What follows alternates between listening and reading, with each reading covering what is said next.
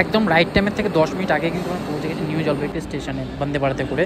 এখন এখান থেকে আমাদের বাইরে গিয়ে 1 নম্বর প্ল্যাটফর্মের বাইরে থেকে আমাদেরকে কিছু হায়ার করতে হবে। আলটিমেটলি নামলাম, এখন বাজে দুপুর 1:30। এখান থেকে যাবো 1 নম্বর প্ল্যাটফর্ম দিয়ে বাইরে যাব, বাইরে গিয়ে এখান থেকে টোটো নেব, শেয়ার রিজার্ভ টোটো নিয়ে বেরিয়ে যাবো। এখান থেকে স্টেশন থেকে একটু বাইরে গিয়ে নিতে হবে টোটোটা, দেখা যাক টোটো পাই কি না আর রিজনেবল রেটে পাই কি না। যেতে হবে NBSTC বাস স্ট্যান্ড দার্জিলিং যাওয়ার জন্য, আর গ্যাংটক যাওয়ার জন্য যেতে হয় জ্যাকসন বাস স্ট্যান্ড। এটা হলো NBSTC বাস স্ট্যান্ড, এটা কিন্তু শিলিগুড়ির বাইরে একদম রয়েছে এই বাস স্ট্যান্ডটা। এখান থেকে কিন্তু কল্যাণী, কলকাতা, কৃষ্ণনগর সমস্ত বাস পাওয়া যায়।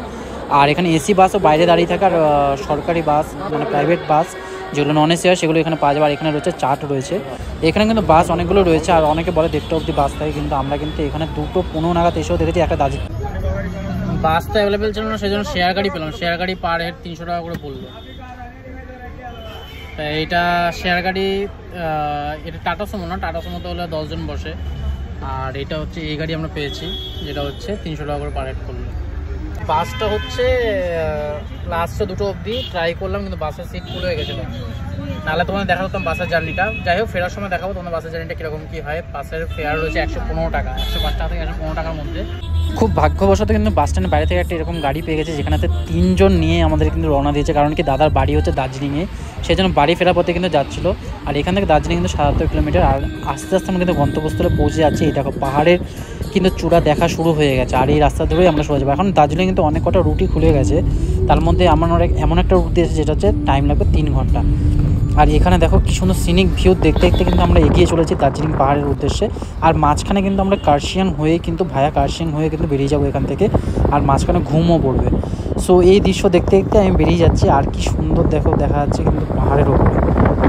বন্দে ভারতে আসলে কিন্তু একমাত্র সুবিধা হয় কি, বিকেলের মধ্যে পৌঁছে যাওয়া যায় নিজের গন্তব্যস্থল, সিকিম হোক কিংবা গ্যাংটক। এই টাইমের মধ্যে পৌঁছে যায়। সিকিম যেতে আমার গ্যাংটক যেতে 5 ঘন্টা টাইম লাগে। এর আগে আমি একটা বাস জার্নি করেছিলাম, তাতে দেখেছিলাম। আর এখানে কিন্তু আমরা এখন অলরেডি কার্শিয়াং পৌঁছে গেছি। হচ্ছে কার্শিয়াংয়ের লোকাল মার্কেট রয়েছে এখানে। এখানে দেখো সমস্ত কিছু দোকানপাট কিন্তু রয়েছে।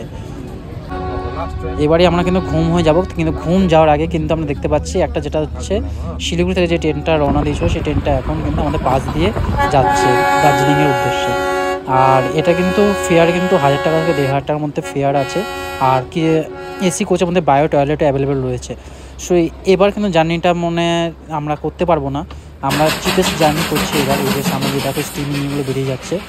তো দেখা হচ্ছে তোমাদের সাথে হোটেলে গিয়ে আবার। এই হলো আমাদের হোটেল থেকে বেলকনি ভিউ। এটা হচ্ছে আমাদের রুম, এটা হচ্ছে 201 নম্বর রুম। আর এখান থেকে বেলকনি রয়েছে, আর বেলকনি থেকে পুরো একদম গ্রিনারি দেখা যাচ্ছে। আর হচ্ছে এখানে যে রাত্রিবেলা যেরকম মনে হয় যেন তারা জ্বলছে পাহাড়ের মধ্যে, এরকম বাড়ির লাইটগুলো দেখলে মনে হয় যেন তারা জ্বলছে। দেখো, কিন্তু হেভি সুন্দর একটা ডিসেন্ট লোকেশন আছে।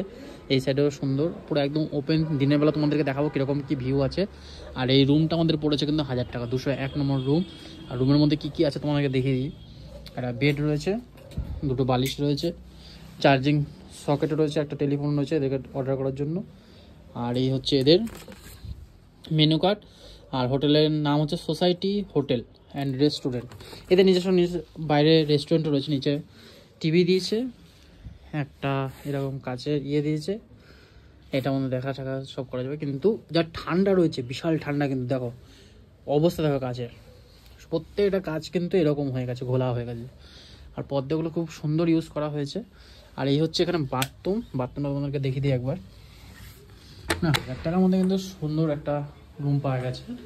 এই হচ্ছে বাথরুম, এখানে রয়েছে ওয়েস্টার্নের কোমোড রয়েছে, একটা বেসিন রয়েছে, একটা মিরর রয়েছে, আর গিজার তো অ্যাভেলেবেল এখানে সবসময়। এই ব্যাস। আর নিচেও কিন্তু কার্পেট পাতা রয়েছে, তাও কিন্তু খালি পায়ে থাকলে ঠান্ডা লাগছে, আর খালি হাতে থাকলে তো ঠান্ডা লাগছে। এই সিজনটা অ্যাকচুয়ালি ঠান্ডারই একটু, সেজন্য চাপের বিষয়। যাই হোক, আমরা এখন যাচ্ছি একটু মল রোডে।